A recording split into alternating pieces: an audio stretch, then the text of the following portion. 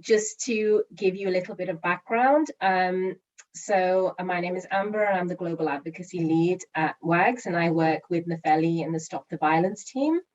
In terms of my background and experience on working on violence against women and girls, I've been working in this sector for over 15 years from a legal advocacy perspective, and run a number of international campaigns and advocacies around violence against women and girls. And I'd like to introduce you now to my colleague, Nefeli. Hello, everyone. My name is Nefeli Themeli. I'm a global program manager in WAGGGS, and I have been working within WAGGGS for a while now, for about 7 years, and 5 years have been focused with the Stop the Violence campaign.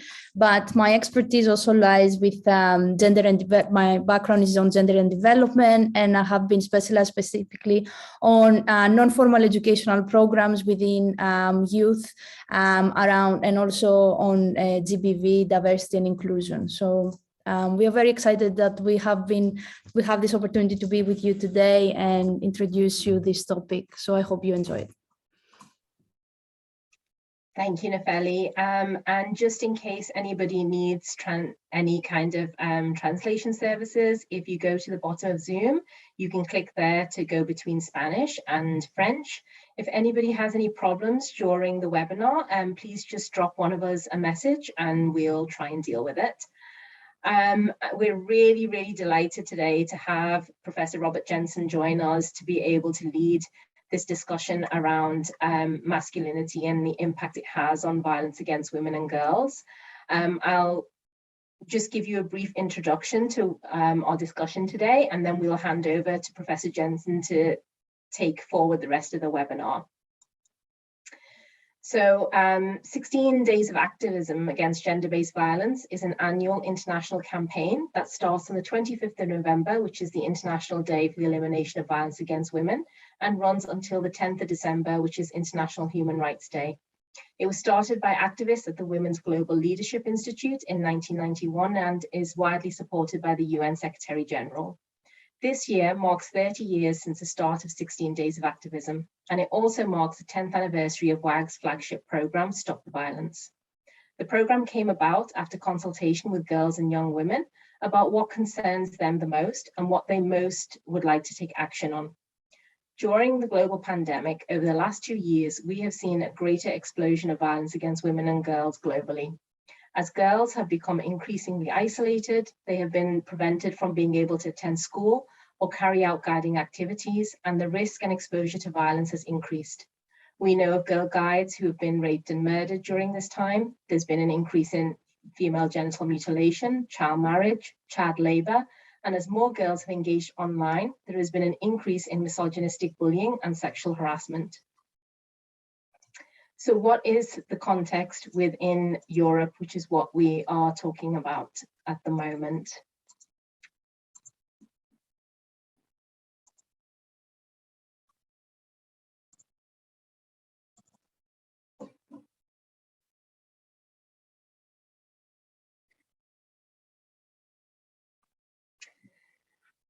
So within Europe, violence against women and girls, although it is a global problem, it also needs a global approach. And unfortunately, there is no country around the world where violence against women and girls does not exist.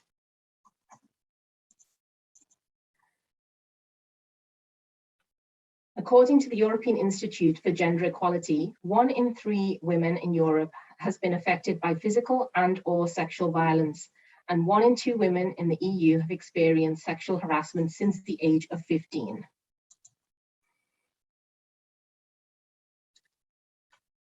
The Schools Watchdog in England recently reported that some girls can be contacted by up to 11 boys a night asking for nude images. And girls explain that if you block boys on social media, they just create multiple accounts to harass you. The report also found that 9 in 10 girls believed the sexist name calling and being sent unwanted explicit photos or videos happened a great deal of the time. In March this year, YouGov carried out research looking at how common the female experience of sexual harassment is across 5 European countries: Great Britain, Germany, France, Denmark, and Sweden. In Britain, you can see from the the next slide, they carried out particular research asking women to identify different forms of harassment that they had experienced from someone who was not known to them and was not a partner. And you can see some of the results of this poll, which took place in March this year, and some of the results of the type of things that women and girls across these countries have experienced. In Britain, Germany, and Denmark, around half of women said that they have been sexually harassed by men. In Sweden, the proportion is even higher, with 2/3 saying that they had been subjected to unwanted sexual behavior. The proportion of women who have experienced sexual harassment in France is lower than in other countries, but it still represents tens of millions of victims.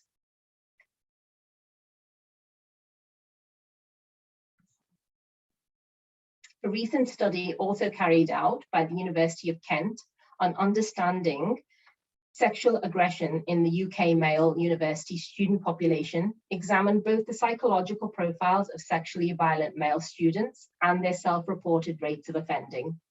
Of the 554 male students surveyed, 63 reported that they had committed 251 sexual assaults, rapes, and other coercive and unwanted incidents in just the past 2 years. It identified a strong association between toxic masculinity and sexual violence, with those who reported committing offences also admitting to misogynistic views, such as believing that women who get drunk are to blame if they get raped, and having sadistic sexual fantasies about raping or torturing women.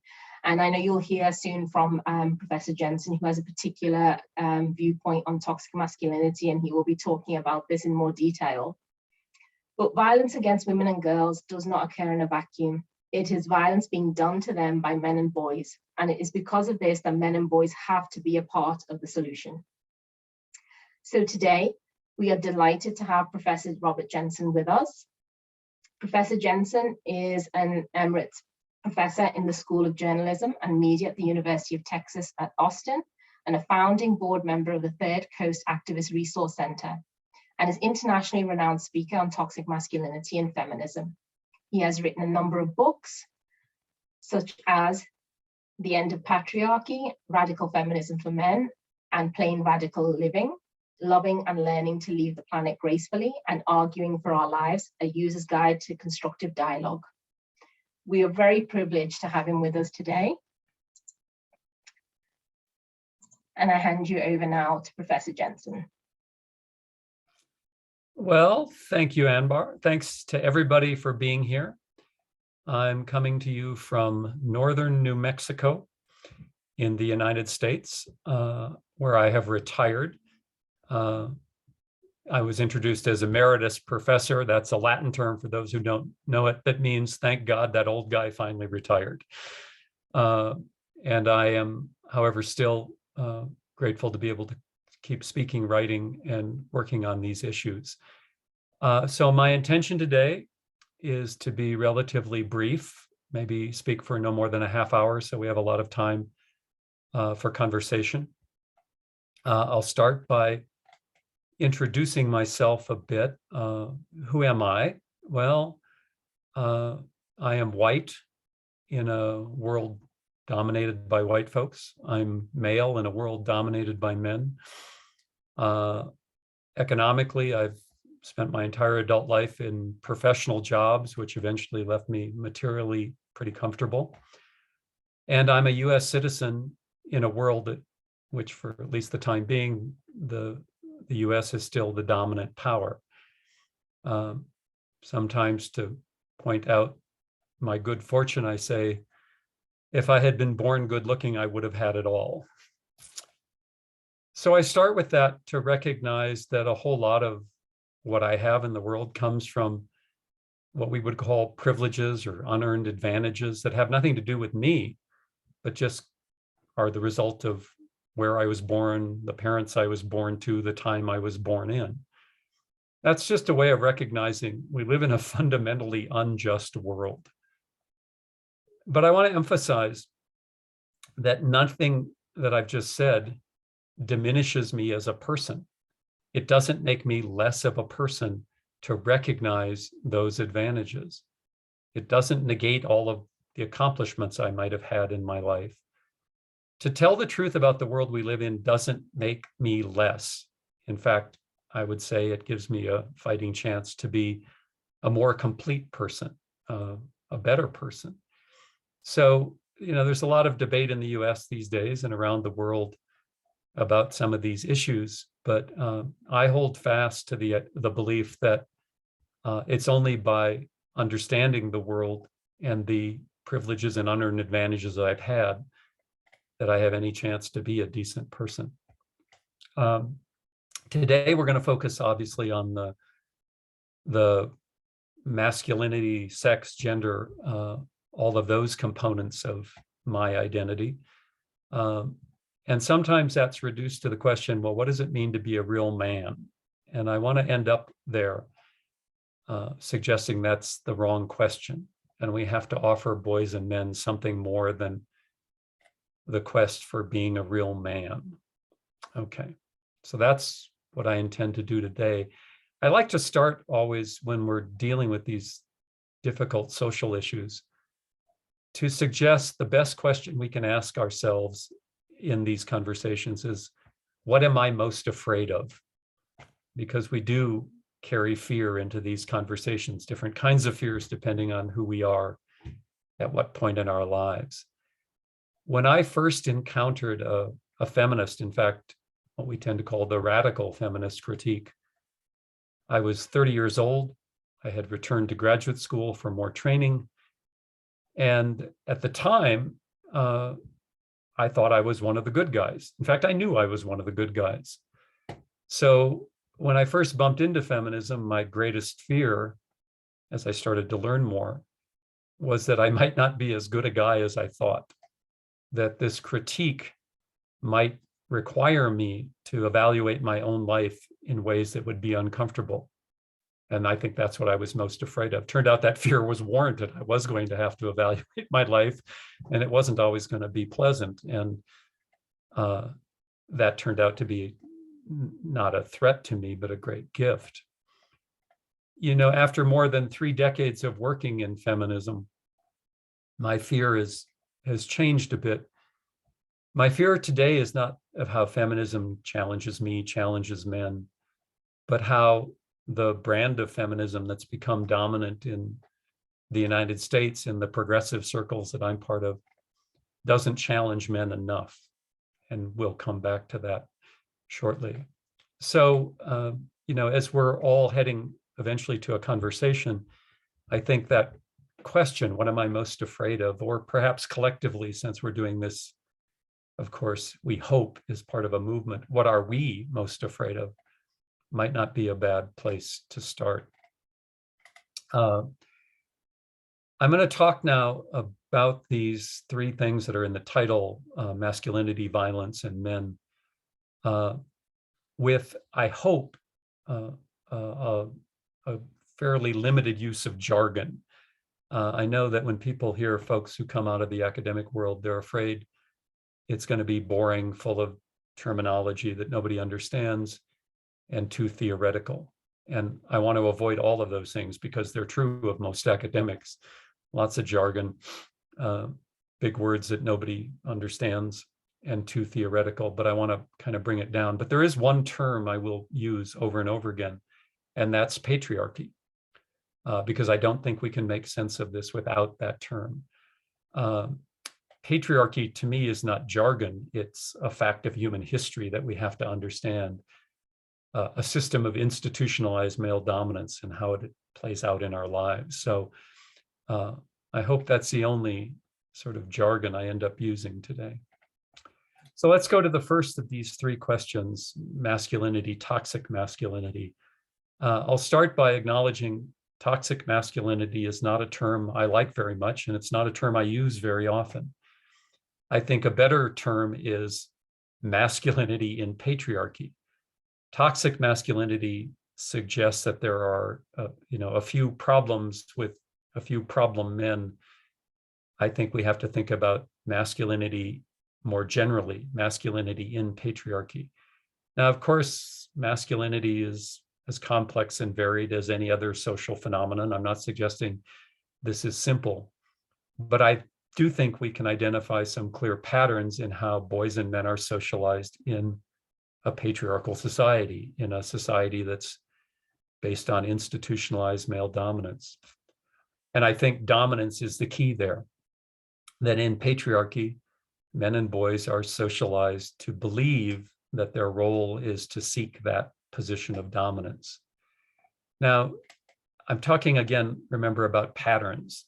To say that doesn't mean every single boy, every single man is socialized exactly that way or seeks that in their lives. There's a lot of individual variation in the human species, obviously. But we're talking about these patterns, and I think reflecting on my own socialization and all of the men I've talked to, all of the research I've done, that I think this quest for dominance is not an aberration. In fact, I think it's the norm. And of course, if one person is going to be dominant, then someone else has to be subordinate, which means that this view of masculinity in patriarchy ends up training men to seek control, especially control over women. And if your goal is to control women, control others around you more generally, well, it means that eventually you're going to learn how to be coercive, because control requires that kind of coercion. And that is not surprising if you're socialized into a system that says the ultimate goal is conquest, to be in charge. In a book I wrote on the subject of pornography, that's called Getting Off: Pornography and the End of Masculinity, which I mentioned not because I think you should run out and buy it. It's out of print, actually, but there's a free copy of it available on my website. And in that, I first started thinking about masculinity in terms of the childhood game I remembered called King of the Hill. I don't know if that's played outside of the United States, but it's a very simple game. You would have, usually in my case, it was growing up with boys, and you would find a hill, and one person would try to be king of the hill, which meant you got to the top. But of course, in the game King of the Hill, you get to the top and you're not safe because all the other boys are trying to pull you down so that they can be king of the hill. And I think that's a good analogy for the way masculinity works. We struggle to be king of the hill, to get to the top, to dominate. But of course, that puts us in an endless lifetime of challenge from other men, of being afraid of other men who might pull us down. That's not toxic masculinity in the sense that that term is usually used. It's masculinity in patriarchy. It's how most of us are socialized. And in that conception of what it means to be a man, this obsession with control is inevitable. And it ends up being not only control over others, but control of ourselves, I think. And it seriously inhibits our capacity to feel, to experience life in its fullest. So when I talk about toxic masculinity, I move quickly to talk about masculinity and patriarchy, to identify that as all bound up in these concerns for control and coercion. So where does that intersect with our concern about violence in this particular program? Well, I would suggest that in patriarchy, where men are socialized in that way, men's violence is normal. And by normal, of course, I don't mean good, not a norm we should be, promoting, not a way we should be training boys and men to behave, but normal simply in the sense that it's common enough that we really can't think of it as a violation of the norms of masculinity and patriarchy, but simply an expression of them. Now, I don't mean that means, people endorse rape. No one I know endorses sexual violence. But if dominance is the goal, if women are inevitably then put in a subordinate position, that violence also becomes inevitable. And here I want to expand beyond just what we would legally define as rape, sexual violence. and recognized, as Amber did in the introduction, that there is a spectrum of behaviors that women and girls find threatening, right? That's everything from obscene phone calls, now obscene texts, the obscene communication through social media, cat calls on the street, being targeted when you simply walk down the street, the various forms of sexual harassment that girls and women experience at school and in the workplace, to a variety of unwanted sexual encounters, and of course ending with rape, sexual violence that is legally prescribed, and of course on the most extreme end, sexualized murder.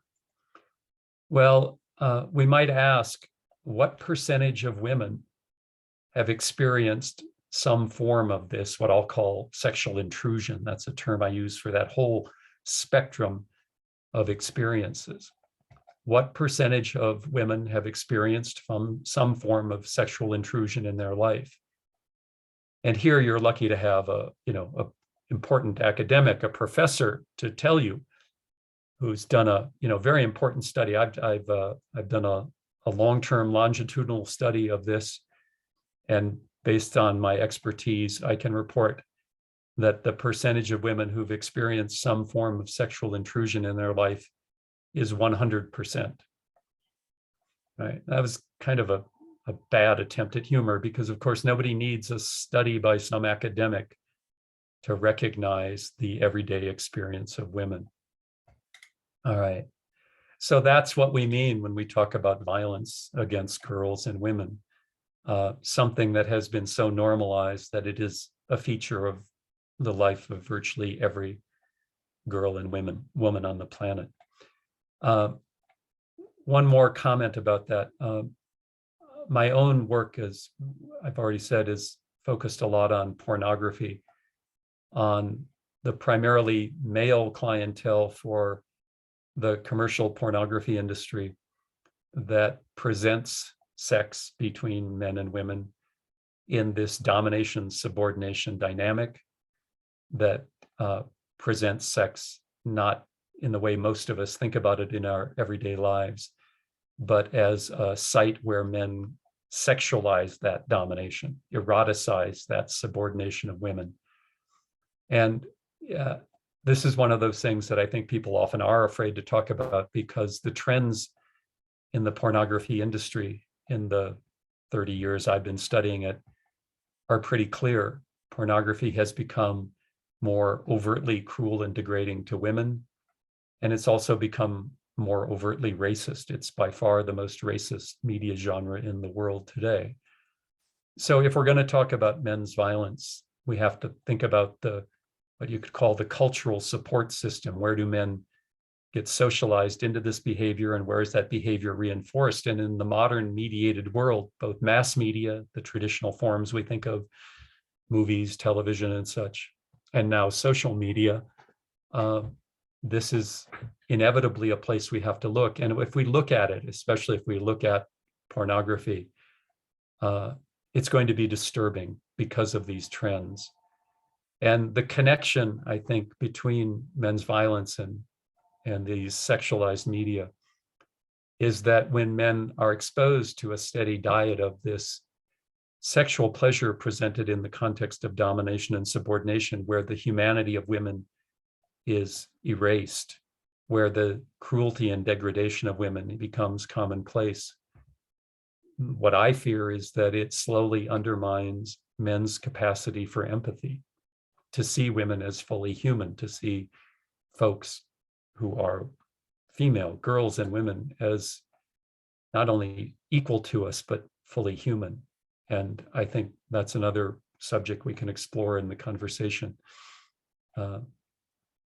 depending on people's interests. Well, finally, and I am going to stick to my promise to keep this fairly brief. Well, what is the role of men in this? How do we think about men in the world we're talking about?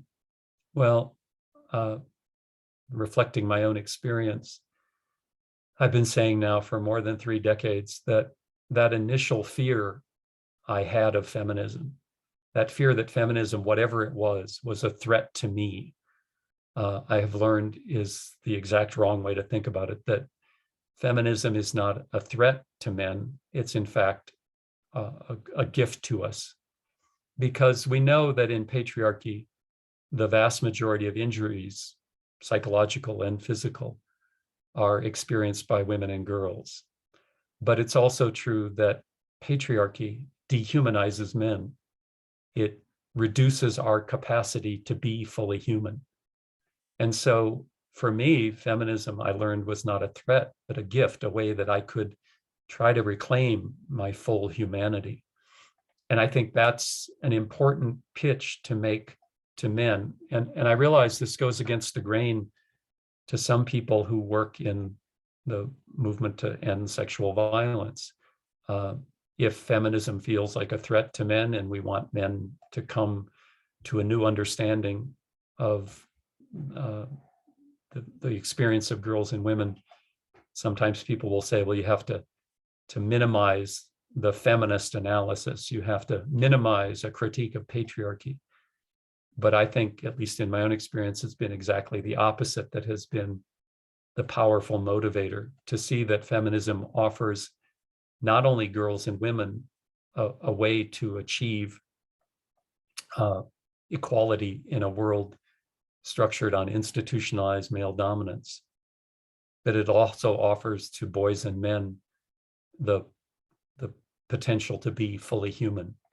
And so I talk about this as we approach men, as we try to suggest to men they have a role in creating a world free of men's violence, that there is an argument from justice. And by argument from justice, I just mean the obvious argument that if we take our own moral values seriously, moral values that we all share, like the inherent dignity of all humans, the need for solidarity because we're a social animal and we need to feel safe in communities, and then eventually, of course, the need for some sort of rough equality so that dignity and solidarity are possible. That if we take the values we claim to hold seriously, we should be a part of a feminist movement to deal with these questions, especially questions about violence. So that's the argument from justice, right? That if men are going to be who we say we want to be, we're obligated to engage in a feminist critique. But of course, we can observe that in human history, not everyone responds to arguments from justice. If everybody did respond to the argument from justice, we would live, of course, in a very different world. So I've also suggested we need to make to men an argument from self-interest, that it's in our own interests to embrace a feminist and, in fact, a radical feminist critique, even though, as I said, it initially presents a challenge that we can be afraid of. And the reason is that if we want to be fully human, if we want to live the kind of lives that most of us strive to live, we can't do it without challenging patriarchy. And that's partly because we'll never be the people we want to be, but also because in patriarchy, men not only are socialized to try to dominate women, but socialized to try and dominate other men, that sense of masculinity as a constant game of king of the hill. Well, in that kind of game, no one is ever secure, no man is ever safe, and no man, in a sense, can ever relax. And I think that in addition to making the compelling argument from justice we also have to make an argument from self-interest. And that's why I talk so much about myself, not because I actually enjoy talking about myself, but you can't expect men to embrace a feminist critique on the basis of their own self-interest if they don't see other men modeling what that means. And so I try to talk, especially in my writing, about what it's meant to me, how my own struggles psychologically and socially have been aided by the feminist critique, that it's been not just a way for me to be the best person I can be for others in the world, but the best person I can be for myself. And so I want to end up, as I said, by talking about this concept of what it means to be a real man. And here, again, there are different strategies people in the anti-violence movement have used over the years. For instance, some of you may have seen at some point a campaign that said, real men don't rape, right? That if you want to be a real man, you don't use violence to achieve sexual pleasure. Another campaign that was prominent in the US for a while, the tagline was, my strength is not for hurting, right? That men are strong, of course, but they should not use that to achieve anything through violence. Well, of course, I agree with those in some sense, but I worry that this obsession with being a real man eventually is an impediment, because it suggests that there is in patriarchy some place where you can be a real man and still feel on top, right? That in some sense, the obsession with being a real man inevitably is going to reinforce patriarchy and that quest for dominance, the inevitability then of coercion and violence. So when somebody asks me, what does it mean to be a real man? My answer is, let's stop worrying about what it means to be a real man. If you ask people what the qualities of a real man are, progressive people, you know, if a real man isn't someone who's constantly seeking dominance, constantly using coercion and violence to conquer, well, what is a real man? You'll hear perfectly reasonable things like being a real man is to be caring for others, to be compassionate. A real man provides for people who are part of his life. A real man is strong and courageous. Well, none of those are bad things, obviously, but if you stop to think about it for a while, are any of those descriptions that are unique to men? Should women not be strong and courageous? Should women not be caring? Should women not provide for people in their circle? Well, of course not. So it turns out that being a real man really means just trying to be a decent person. And when we can let go of that obsession of what makes a real man and just start asking, what do I need to do to be a decent person in the world? I think we're going to get a lot further. And again, for me, the process by which I came to that conclusion started with an engagement with feminism, and in fact, an engagement with the most radical feminism that I've seen in the last 30 years of work on this.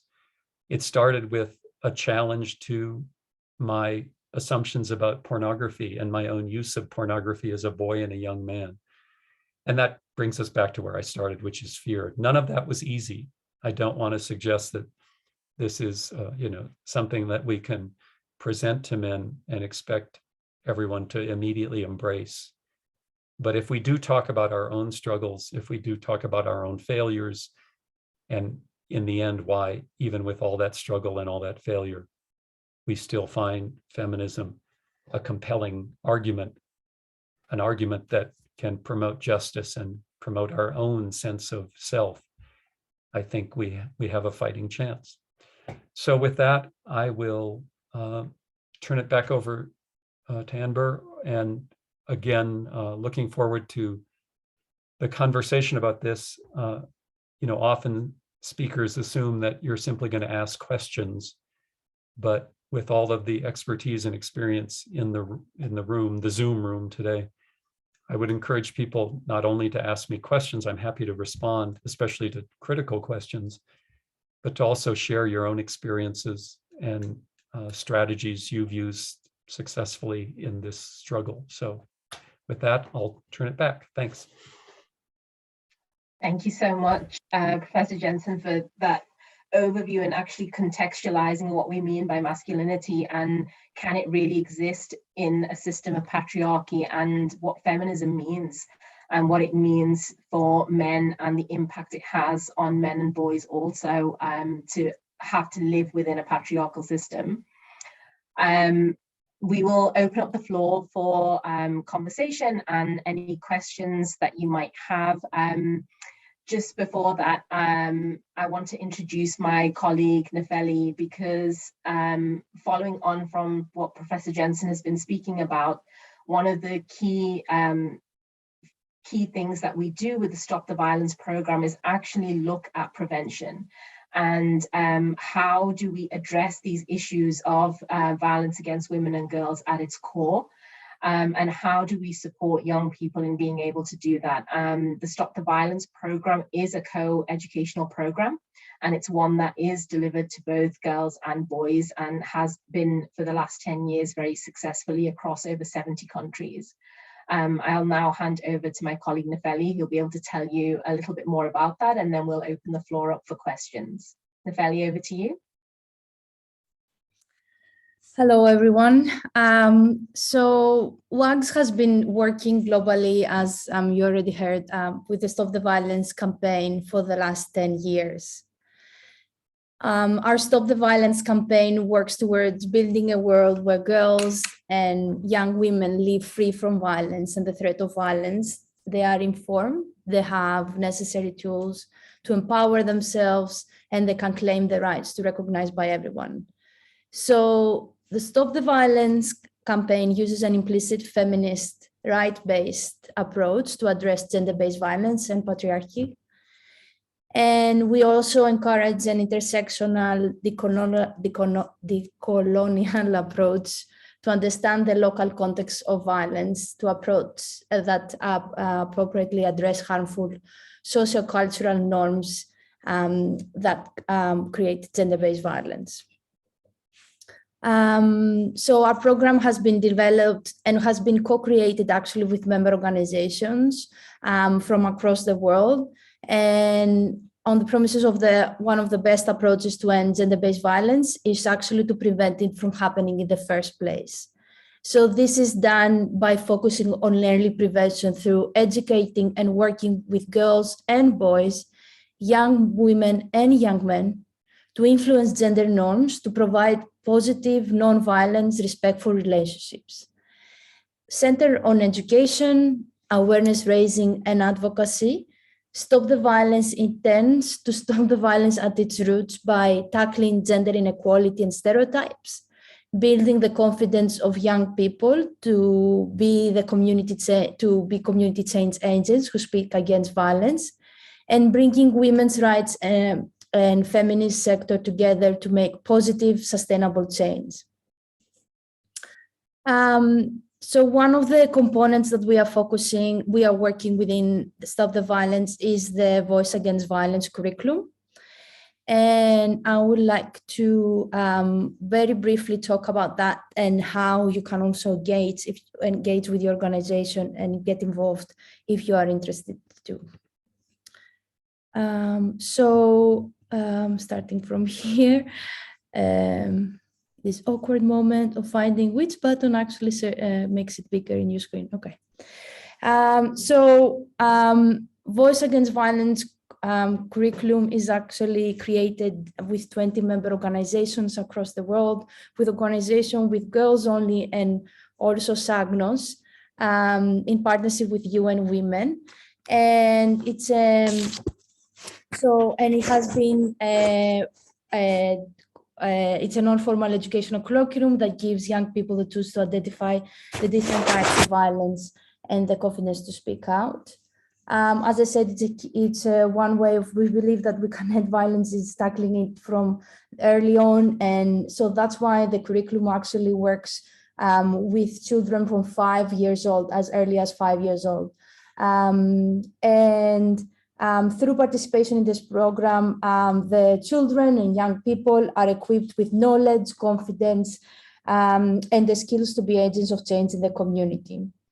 As the final stage of this process, youth participants develop locally relevant community mobilization and advocacy efforts to engage the wider community in taking action against gender-based violence. So the curriculum, as I said, it starts from 5 years old and goes until 25. It has been translated in 4 languages: English, French, Spanish, and Arabic, which is the 4 languages officially of WAGGGS. And it has 6 sections that, as you can see, has different learning outcomes. It's taking children in a learning journey in order to, understand the issue, acknowledge the issue, build the skill sets that they need, build the confidence, and work together through non-formal education and our unique Girl Guiding and Girl Scouting methodology. In order, after learning and understanding the issue, deciding how they will take action. If you like to have access to the curriculum, so we really feel that so we need to be trained by us or by a global volunteer, because the sensitivity of the topic, we need to make sure that we have good quality assurance, and any issue, have the approach to support you and go through with you in this journey of understanding the topic of and using and working with you as you have the local expertise. So we have we can deliver national trainings, online webinars. We have trained facilitators from 40 countries that have been actively delivering the curriculum within Europe and outside of Europe. We have a Stop the Violence volunteer pool that are experts, again, across the world on specific topics. That have been also delivering the campaign in the organization, and can also offer one-to-one support. In order to deliver the Voice Against Violence curriculum, you need the safeguarding and child protection. We work together to understand the local context, but also we make sure we're not working with a country, say, this is your issue, work together and you are the experts. And actually we invite local experts as well, either within the government or civil society, to come and talk about the topic of gender-based violence. And we define together gender and its history, and how it has been, this terminology has arisen in our lives and has defined us. Finally, I just want to say that within the region, there are already member organizations that have been working, that have been girls only and boys and girls. Italy is one of the organizations. We have had a webinar, and following that, I will share also the link where you can listen to the experience of Italy involving, specifically targeting boys in their association, and how they can work with the Voice Against Violence curriculum. Germany currently delivers the Voice Against Violence curriculum, so there are already member organizations who are engaging, and they can also support you along with us in bringing the Stop the Violence in your country. Thank you. Thank you so much, Nefeli. We would now like to open up for any questions that you may have. Please feel free to drop them in the chat, or if you would like, unmute yourself and feel free to talk. And so let us know if you have any particular questions for Professor Jensen or for the Stop the Violence team.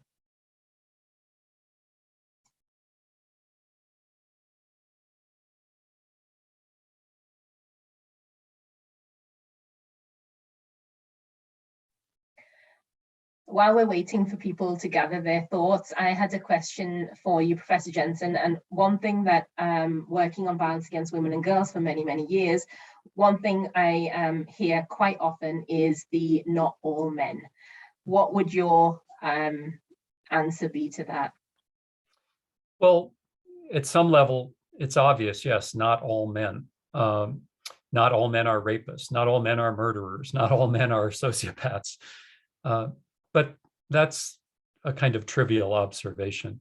The real question is, if we want to be, as I keep saying, if we want to make good on the moral values we claim, like dignity, solidarity, equality, that demands critical self-reflection. That's true of men in patriarchy. It's true of white people in white supremacist societies. And this is just a kind of given. And so if you do that, and if you do it honestly, there may be men out there who say, well, I have never behaved in a sexist way. I've never told a sexist joke. I've never used my male identity to, get a promotion at work. I've never done any of these things. Right? I don't know any men like that. We all have a history that's complex. And that's true not only of men who clearly are aggressive and domineering. I don't know, let's use an example, Donald Trump, let's say. It's true of people like me. And here's where I like to talk personally. You all can't see me, but I'm kind of a man of average adult height. But when I grew up, I was short, skinny, and effeminate in a culture where those things were, not big bonus points. I was always the shortest kid in my class, the skinniest kid in my class. I was athletically inept. I couldn't play sports to save my life. And I was struggling, what I now realize, I was from a very early age struggling with a complex sexuality that included attraction to both boys and girls. Okay. So for me, kind of the ultimate skinny nerd kid to say, I never felt like a real man. Well, that's kind of obvious, But what I learned is that every man I've ever spoken to, literally, including, the high school, in the US, I would say the high school football star, maybe for most of you in Europe, it would be the soccer star, right? That all these men that I thought had it made, they were strong, they were handsome, they were rugged, virile, whatever I imagined, they always got the girl. Every one of them at some point in their lives has also felt like they weren't a real man. This anxiety about masculinity is prevalent even among people who seem to be the ultimate men. Right? So yes, not all men, but all men struggle with this. And all of us at some point have probably done things we regret. Right? I know I have in interactions with women. I know I can, we could be here all day talking about the things I regret in my life. Right? So yes, not all men, but all men are socialized to be men in patriarchy. And it is a rare man who escapes that. And I think, the same is true, there's a huge conversation about race in the United States. Same thing is true about white people.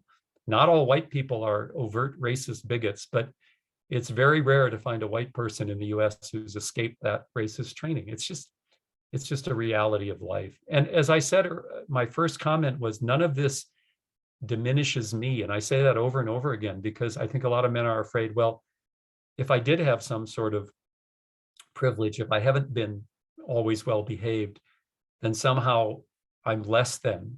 And it's not about lessening the life of anyone. It's about recognizing the disparities that are inevitably a part of our lives. Thank you. We have a couple of questions in the chat. You've mentioned fear being an initial challenge. What are your thoughts relating to ensuring this conversation is not only listened to, but also heard and doesn't fall into the normalized apathy space, especially relating to the increase of covert dark incel networks? Yeah. That there's always the backlash, right? We've been talking about a backlash in feminism in the US since the 1990s, that any advances by women, for instance, in the 1970s, the kind of heyday of the feminist movement, there eventually was a backlash to some of those victories, just as there was a white backlash to the victories of the civil rights movement. So that's inevitable, and that just requires a kind of, eternal vigilance. But I don't think we benefit by backing away from the hard questions. And here I'll say more about something I hinted at in my remarks, is that the critique of pornography is very disturbing. It's very scary for a lot of people. And a lot of what I would call mainstream feminism in the US, especially in progressive circles and in the universities, has backed away from that critique of pornography. And in fact, some feminists would say they are pro-pornography. They celebrate it as sexual liberation. I think that is all an abandonment of a feminist principle that says we fight the subordination of women, we fight violence against women, because all of the reasons I said, that pornography is a genre that doesn't just present, sex on film. It presents sex in the context of male domination, female subordination. It is, and I'm going to repeat this, it's the most overtly cruel and degrading media genre to women you can imagine, and the most overtly racist media genre you can imagine. Right? Well, instead of backing away from that, because, well, porn is everywhere, you can't do anything about it, I think we need to, in fact, foreground that critique of pornography. And that's both on principled and practical reasons. The principled reasons is you don't abandon the truth just because a lot of people don't like it. The practical reason is that underneath the commonness of men's use of pornography is a lot of anxiety on the part of men about what pornography means in their lives. And if we can speak not only to the injustice of the pornography industry, but men's anxiety as they become habitual users of it, well, then we can open up this whole discussion about patriarchy and violence in a new way. So I understand people's hesitation, but I think it's very important to not back down from a feminist critique, even though it's not popular in many parts of the world. Thank you. And we have another question here. How much do women's influence on their sons make a difference? Are there noticeable differences with men who grew up without a male parent? Here, I don't claim to have any expertise. I have not done research on the differences in, people's situations growing up, but I can say from experience that some of the most intuitively feminist men I've ever met grew up in single parent families headed by women. Right? So some men who just get it had strong mothers and often a network of other women in their lives, aunts and grandmothers and stuff. I can also say I've met men who intuitively were feminist who came from exactly the opposite background. One of my closest friends who was feminist before he knew he was feminist, right? When I finally started talking to him about this, he kind of said, oh yeah, that's all makes sense. That's how I've been trying to live. He grew up in a traditional heterosexual household with conservative fundamentalist Christian parents. Okay, so those are, anecdotal, but I think it's dangerous to think that there's a specific kind of upbringing, household parenting that produces people who are going to be more, attuned to feminist and other social justice causes. The fact is our lives are a mess and the influences on us, we often don't even understand. And so I think rather than asking, what's the perfect kind of domestic relationship, is to say that no matter how people grow up, how can we articulate in plain language, again, without a lot of jargon, because I think that jargon alienates people more than it brings them in. How can we just model decent behavior, offer, reasonable accounts of why the world is so unfair, and come together in political movements to try and change them? Thank you. And I guess coming on from what you're saying there, it's often an argument used in terms of male abusive behavior to say if they've experienced abuse growing up, then they're more likely to abuse others, whereas we don't see that pattern with women. So that argument really falls apart there. Yeah. Women are socialized different than men, so the patterns are bound to be different. There's a kind of cliche that people who are hurt people, right? And those patterns are real, that people who experience childhood trauma, men who experience childhood trauma, often replicate that behavior. It's also true, and I'm an example of it, someone who went through a lot of trauma as a child and has desperately tried not to replicate that behavior. I always say my father is a role model in the reverse. If I'm ever sure if I'm not sure what to do, I ask, what would my father do? And then I try to do the opposite. In other words, these experiences lead people in all sorts of different directions.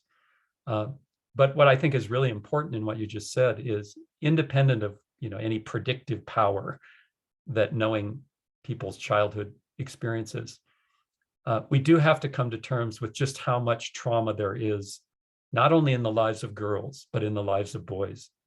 And this is another one of those painful realities that I think the culture, and when I say culture, I mean my experience in the US, but it generalizes clearly beyond the US, that we have a hard time coming to terms with just how many children, boys and girls, experience levels of trauma, physical, psychological, and sexual in childhood that kind of defies the imagination.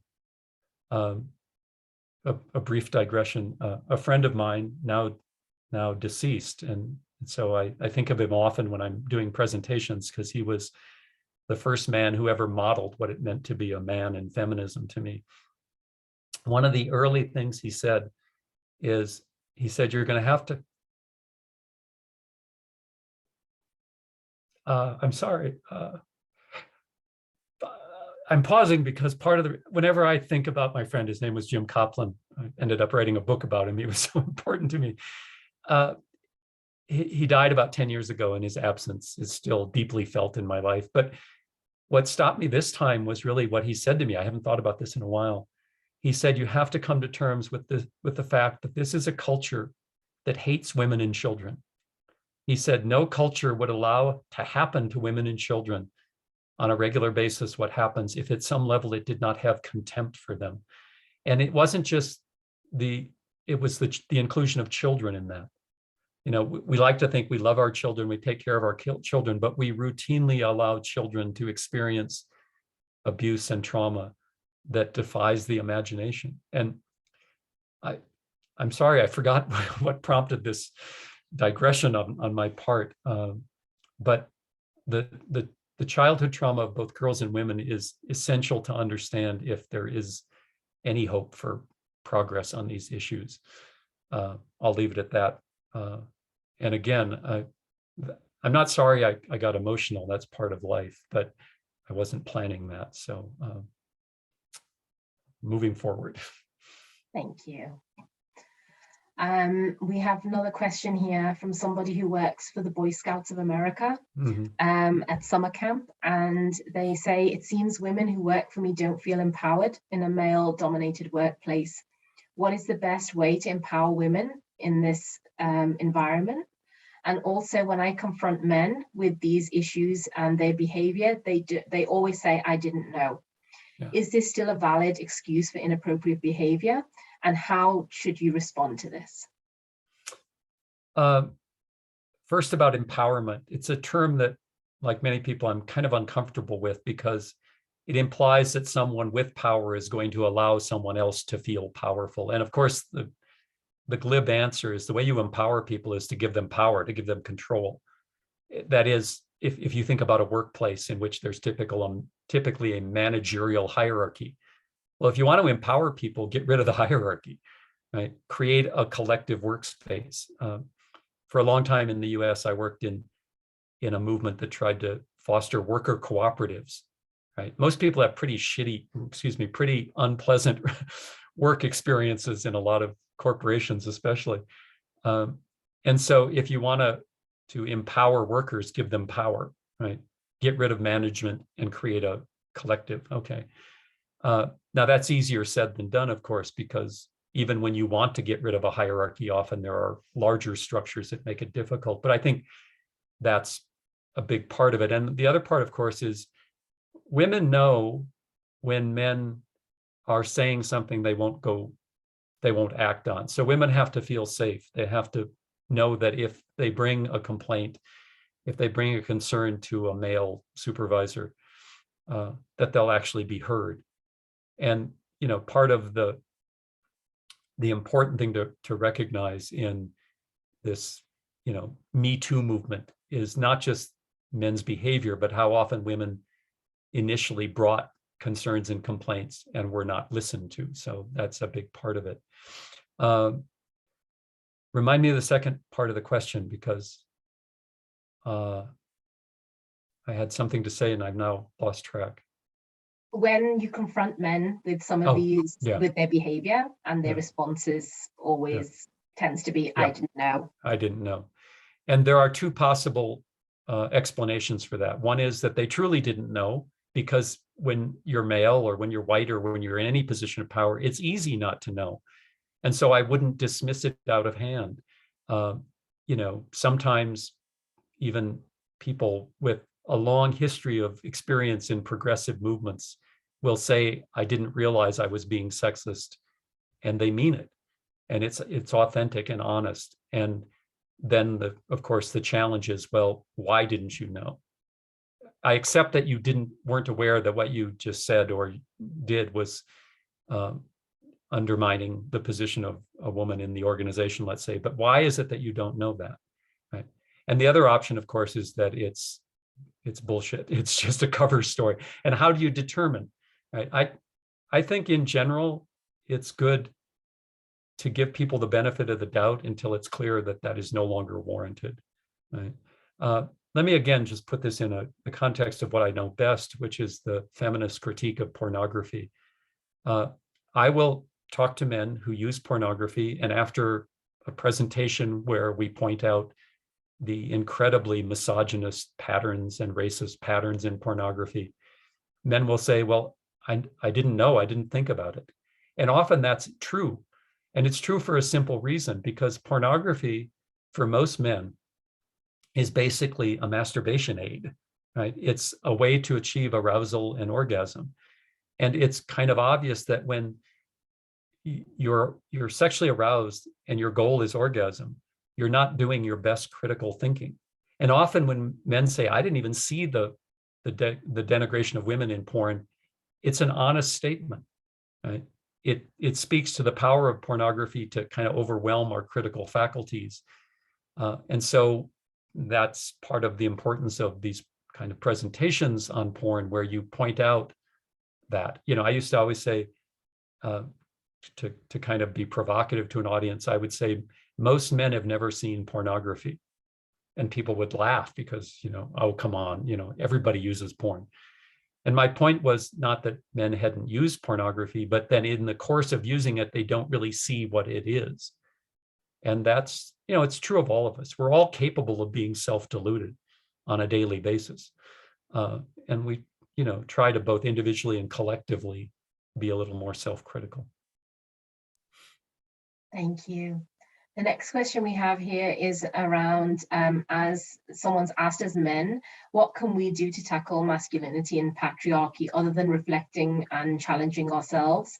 What are the ways that we can help trigger or support systemic change in what being a real man means, and move away from the view of feminism as a threat? Yeah. Well, this is where I mentioned that I think we have to talk. So there's a bit of a tension here. One of the things we learn in feminism is that men need to shut up, right? That men talk too much, that we need to listen to women. Absolutely true. The first, few years I was in feminist movements, I learned to shut up, and it was a revelation to me what you can learn if you just stop talking. But at the same time, at some point, men have to speak, have to take responsibility for pushing forward a feminist critique in public. And especially because if other men don't see role models, right, they won't know what's possible. And, I mentioned this friend of mine, Jim Copland. He did that for me. He was older than me. He was 25 years older. I met him in the context of the feminist anti-pornography movement.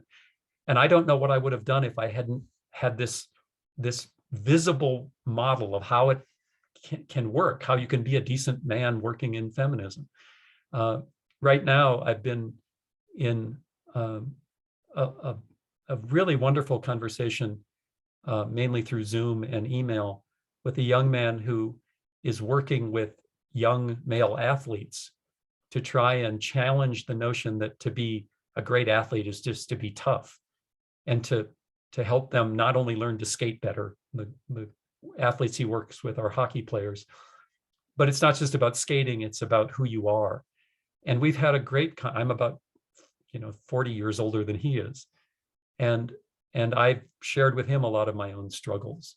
And it's just helped him realize he's not alone.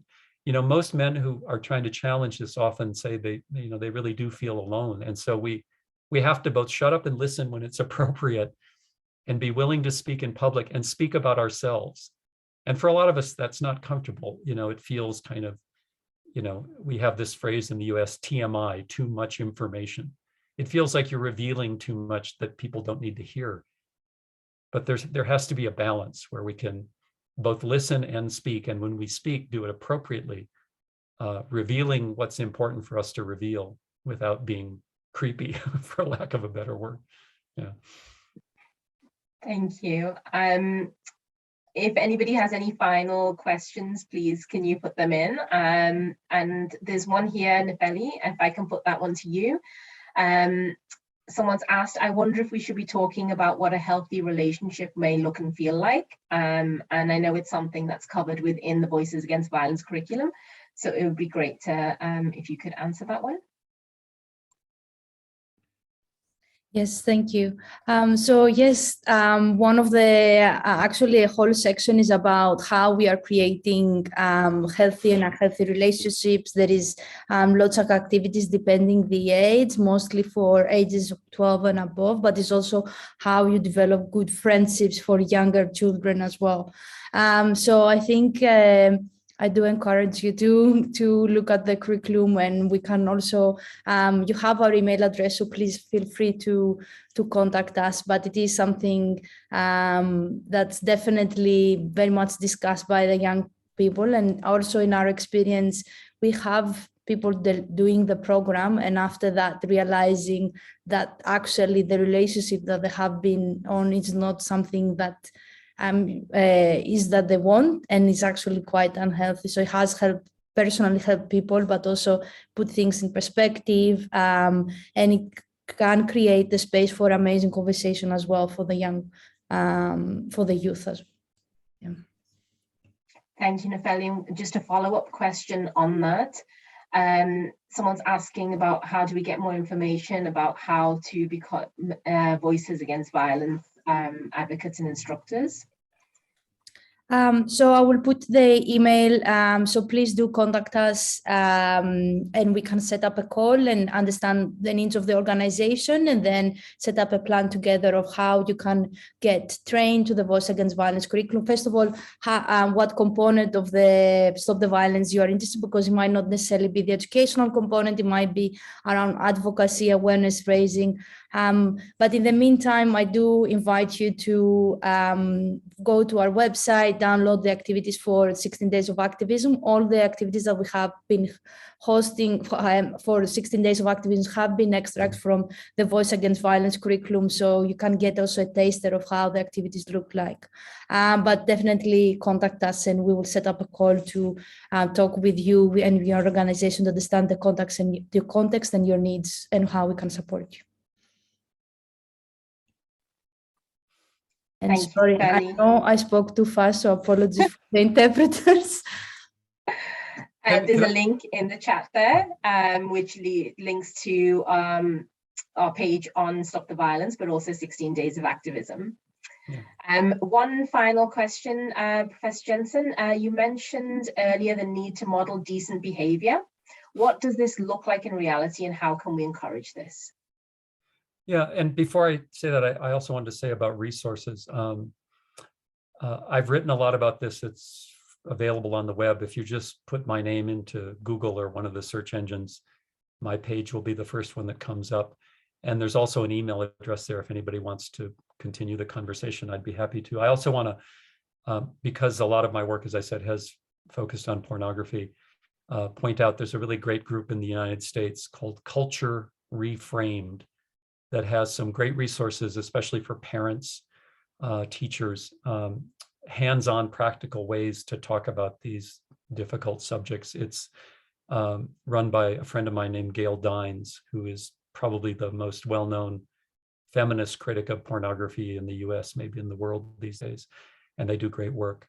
How do you model decent behavior? I think, one thing that's obvious, and I'm thinking of my experience at the university, is to support women in their struggles. And, there were a lot of those kind of struggles in the department I taught in.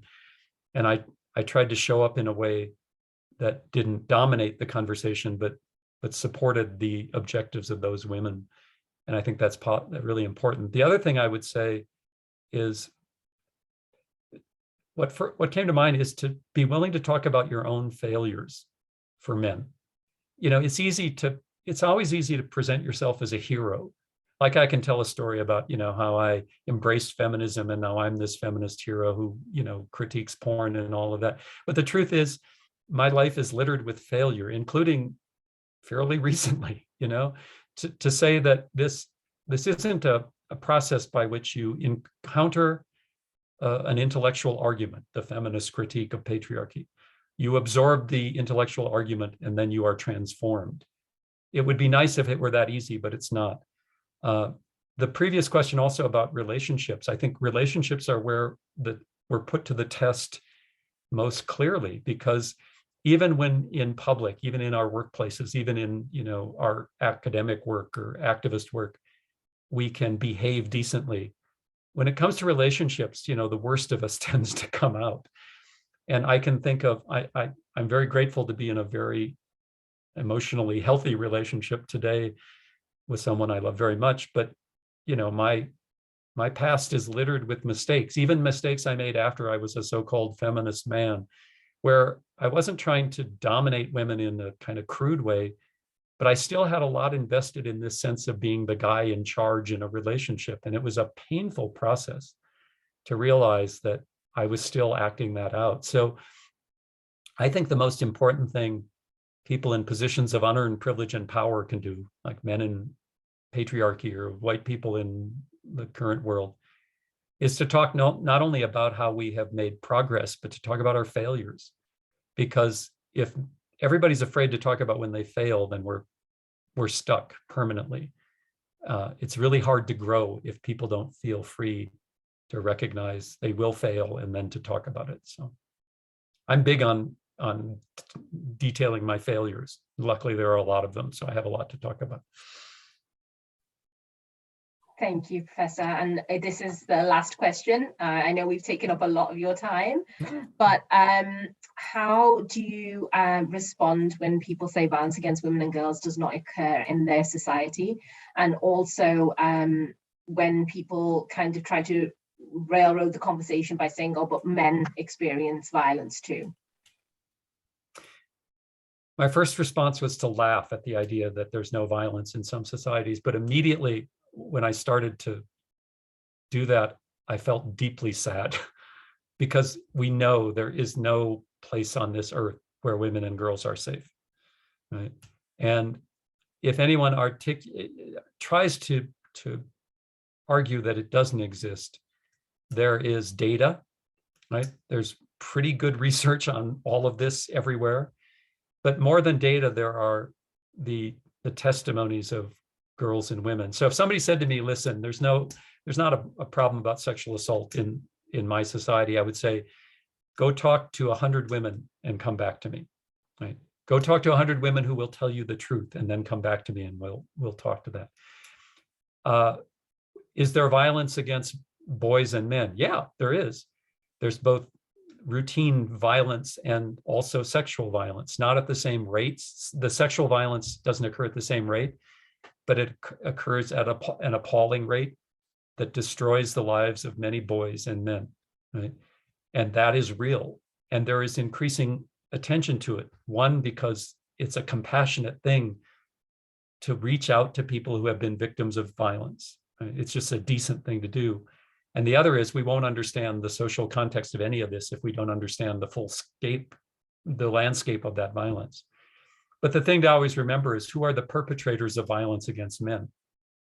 It's fairly rarely women, right? I mean, it does happen, but the vast majority of violence against women is perpetrated by men, and the vast majority of violence against men and boys is perpetrated by men, right?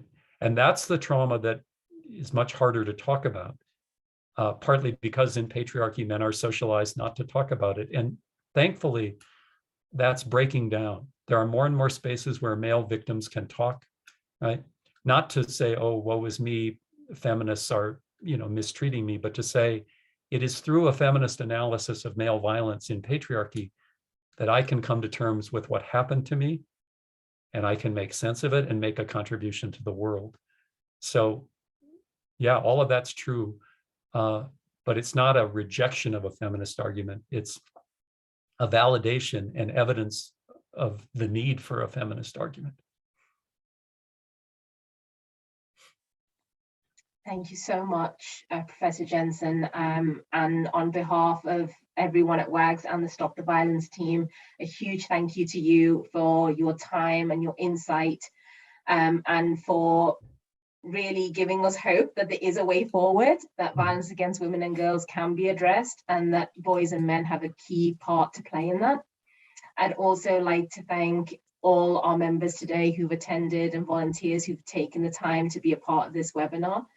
Thank you again. And if you would like further information about the Stop the Violence program at WAGGGS, please feel free to reach out to myself or to Nefeli. And if you would like to have further conversations too around masculinity and the patriarchal systems that we work within, and you would like to discuss that further with Professor Jensen, then please do reach out to him through his website.